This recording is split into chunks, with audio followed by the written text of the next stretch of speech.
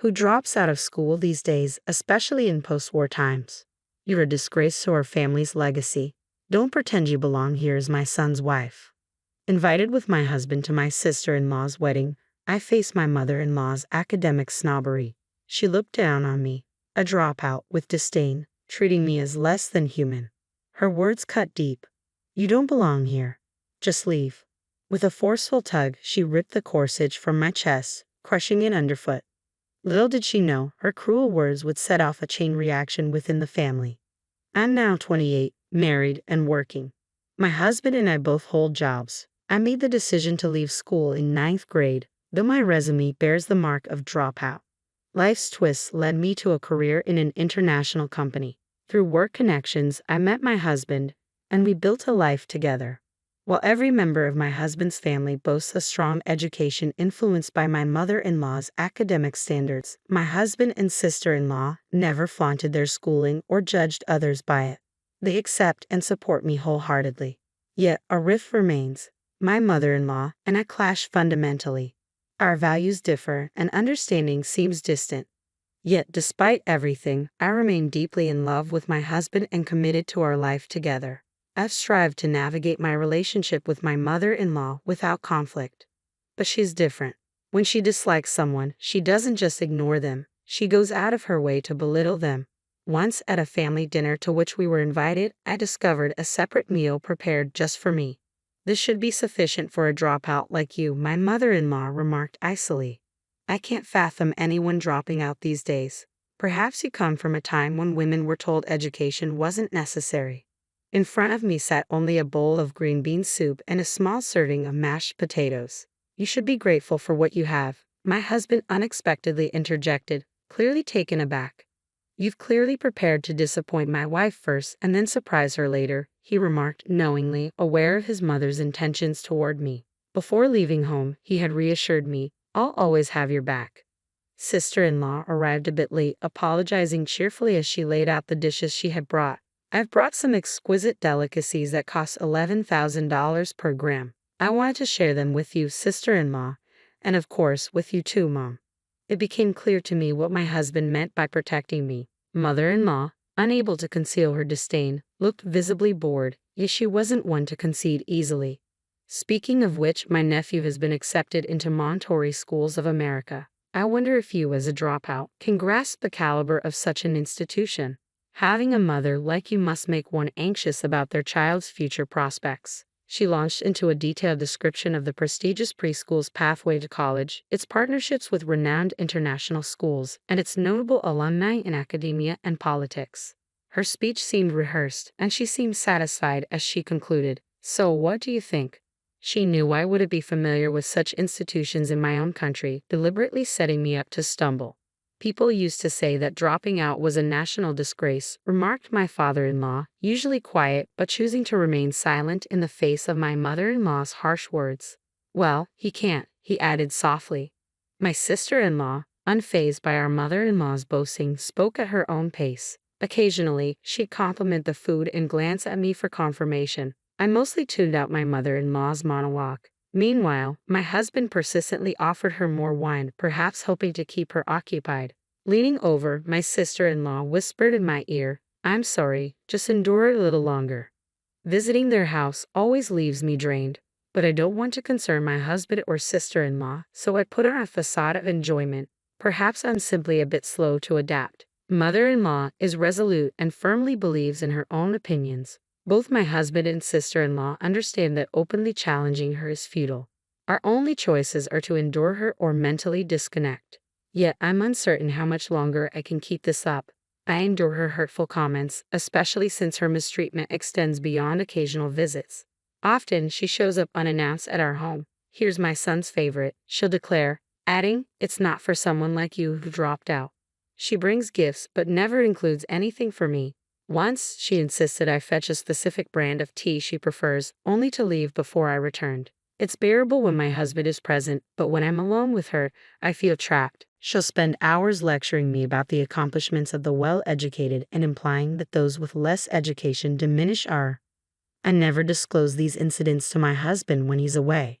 I don't want to burden him further with worries. Then one day, An invitation arrives politely announcing sister-in-law's arranged marriage to her longtime boyfriend. Sister-in-law and I share a close bond. She considers me a sister, and we often enjoy shopping and dining together. Her invitation filled me with joy, and I gladly accepted. On the wedding day, I arrived early at the venue for a hair appointment. Before my husband, to my surprise, mother-in-law was already there. Spotting me, her expression turned furious. I braced myself, anticipating criticism about my attire or makeup, and greeted her calmly. Instead, she loudly exclaimed, "Why is someone like you even here?" Her words echoed through the venue, exposing her academic elitism even at such a solemn occasion. In the midst of numerous guests, she seemed determined to highlight my educational background as an issue. Our family is esteemed for its education. Everyone here is accomplished, except you, who dropped out. How can you sit among us? Her words cut through the air, carrying the weight of her disdain. My daughter has even expressed regret for considering you a sister. She only wanted your brother here and hoped you wouldn't show up, she added, her tone sharp and unforgiving. Please remove that tacky corsage, she demanded, then forcibly tore it from my chest and crushed it underfoot. It had been a gift from my husband, chosen with care.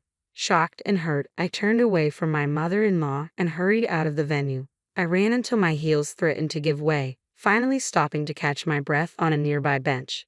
As I scrolled through messages and photos with my supportive sister-in-law, I tried to steady my emotions. Reflecting on her sincerity, I felt ashamed for briefly doubting her amidst my mother-in-law's cruelty. I resolved to adjust my approach and return to the venue to partake in celebrating my sister-in-law's joyful occasion. However, upon my return, my mother-in-law's harsh words greeted me. "How dare you return with that dropout face? Don't you understand what dropout means? There's no place for dropouts here." With a forceful kick, she knocked over the chair bearing my name in the bride's family section. Tension hung thick in the air as her behavior unnerved everyone, particularly since the majority of guests had already gathered. I remained composed and took my seat in the guest section. "Unbelievable. Are you out of your mind?" "Well, maybe expecting a dropout to grasp social norms is asking too much," she sneered, sparking derisive laughter around her. Just then, my visibly flustered brother-in-law hurried in. She's the president of a key business partner we work closely with. We have a strong professional relationship, and I personally invited her, he declared emphatically over the commotion. Actually, I had contemplated pursuing education until my final year, primarily to fulfill my parents' expectations of high school graduation. Yet in this modern era, it didn't align with my aspirations. Why attend high school without dreams or ambitions? What if my presence denied someone else a chance? Wrestling with these thoughts, a caring teacher intervened and suggested I explore the world. With their support, I prepared to leave the U.S., embarking on a journey that would reshape my perspective. In the U.S., merely taking the gap year can sometimes be seen as a mark of failure in life.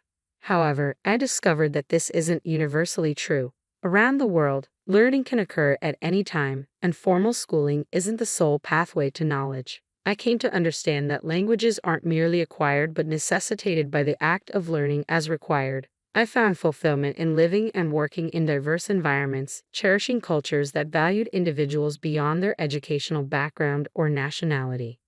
I returned to the U.S. briefly at my parents' request but soon resumed my travels between the U.S. and other countries.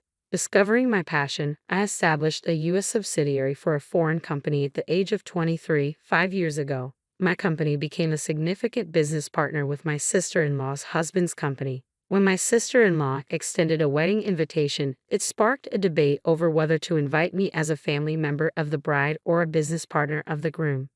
My brother-in-law was unaware of the tension between me and my mother-in-law, but my sister-in-law knew better. She anticipated her mother's tendency to assert herself, even at her own wedding. Understanding this, we agreed on a unique solution: to invite me from both perspectives. If I could sit with the bride's family, that would be ideal. If not, I was prepared to stand my ground. This was the mindset I carried into the wedding. My sister-in-law shared my sentiments. We were both determined to make our mother-in-law reconsider her academic snobbery. It was a strategy we had devised together, and it unfolded exactly as we had envisioned. Amidst the commotion, my brother-in-law anxiously questioned, "Are you intent on damaging my business?" His family members and business associates gathered around, puzzled by the unfolding drama. It appeared clear that my mother-in-law harbored strong negative feelings towards me, if my presence was causing such disturbance. I'll sever all ties immediately, I declared firmly. Ah, so you finally understand. Then kindly end your relationship with my son at once, my mother-in-law retorted sharply. Very well. If my husband desires it, I will comply. However, please remember that severing all ties includes the business relationship with your daughter's future husband. My mother-in-law remained unruffled by my statement, seemingly believing she had no association with a CEO's wife. However, my brother-in-law and his family appeared visibly distressed. Some bowed deeply, offering apologies to me and some urged me to reconsider, while others confronted my mother-in-law, holding her accountable.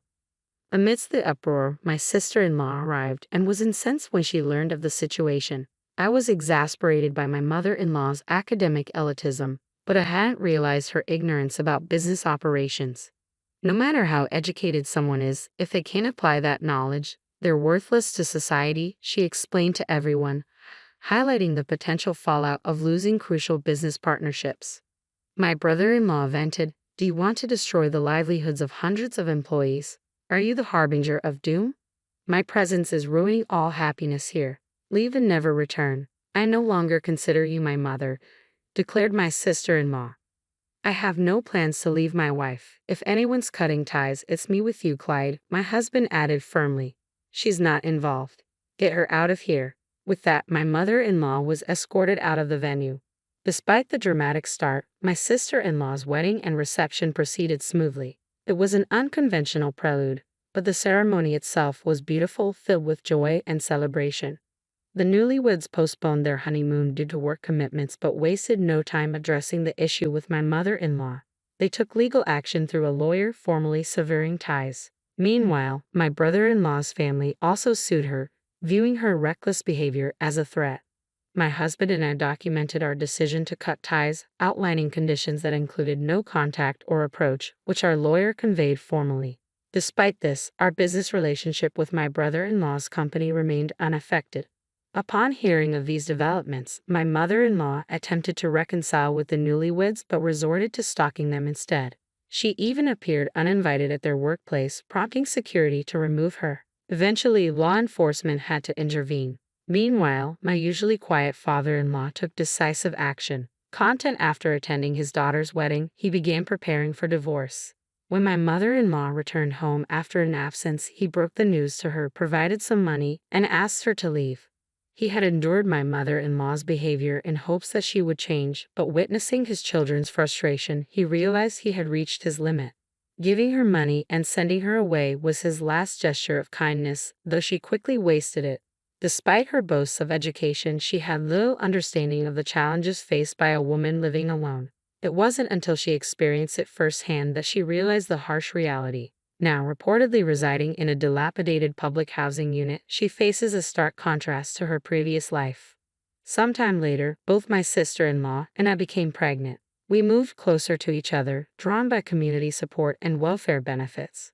Our family has grown closer than ever. We aspire for our children to grow up in an environment free from prejudice and discrimination. Above all, our greatest wish is for their health and happiness. This is where our story rests for now. My father-in-law visits us regularly, maintaining a supportive presence since our family dynamics shifted. Each day feels perfect and filled with joy in our new life together.